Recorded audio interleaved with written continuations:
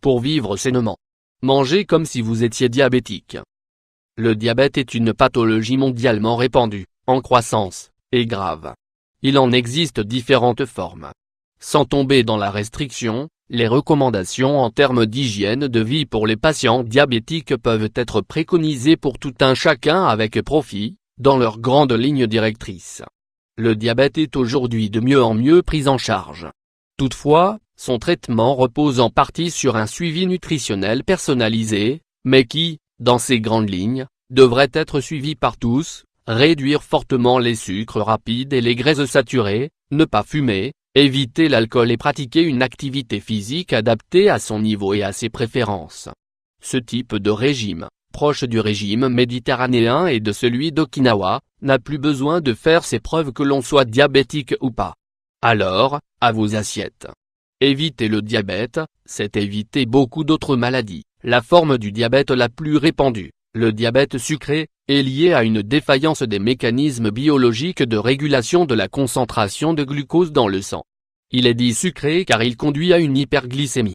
À trop forte dose dans le sang, le glucose cause des lésions d'organes, de la rétine, des artères coronaires ou des reins.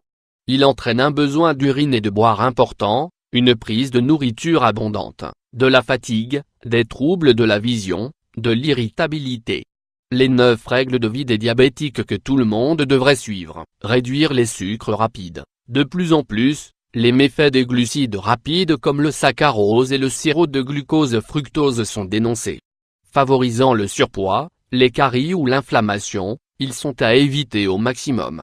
Pour vivre en meilleure santé, il faut avoir l'œil. Si éviter le rayon confiserie nous paraît évident, on est moins familier des sucres cachés dans les plats préparés et on oublie facilement les quantités astronomiques de sucre que l'on avale en buvant un verre de soda, et un verre de jus de fruits. Rappelons qu'un nouveau type de cirrhose due au sucre vient de faire son apparition. Réduire les graisses saturées, on les soupçonne de favoriser l'athérosclérose, et d'avoir un impact négatif sur le système cardiovasculaire.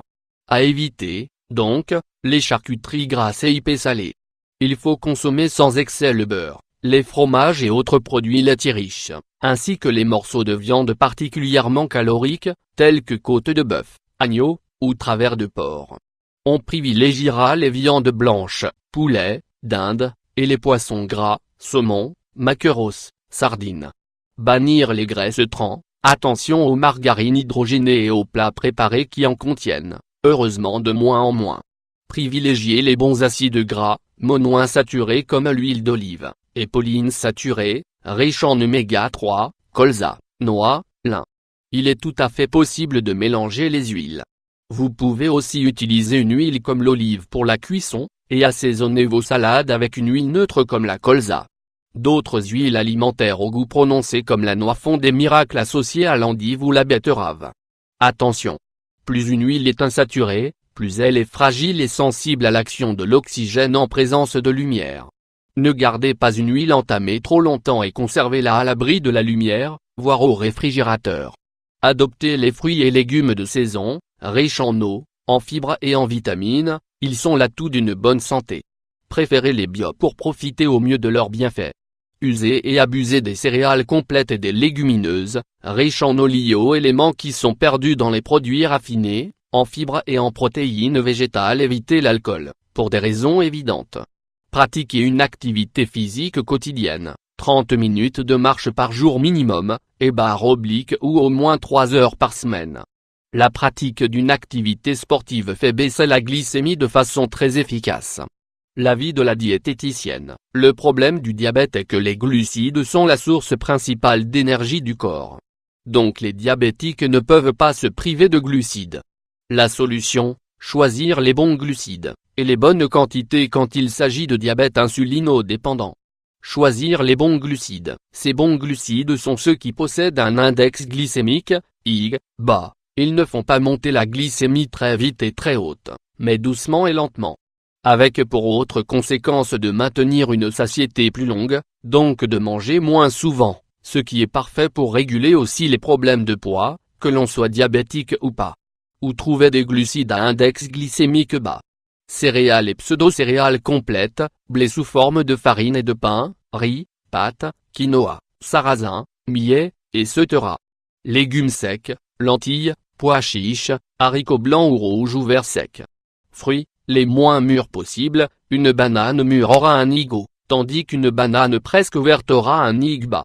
La cuisson permet aussi de jouer sur les higues. Les pâtes al dente ont un higue bas, pas les pâtes molles. Les pommes de terre froides ont un higue bas, pas les chaudes. N'hésitez pas à mettre tous ces aliments dans votre assiette, que vous soyez diabétique ou pas. Et pour vous guider dans vos quantités, la faim et la satiété. Elles sont valables pour tout le monde, y compris pour les diabétiques. Cette alimentation riche en fruits et légumes surtout de saison, en féculents et légumes secs, pauvre en produits très sucrés et en produits animaux ressemble effectivement beaucoup à l'alimentation méditerranéenne. Et reprend aussi les recommandations du PNNES, le Plan National Nutrition Santé. Des concordances qui ne sont pas un hasard et qui vont vers plus de santé. Mangez comme les diabétiques, et vous ne le deviendrez pas.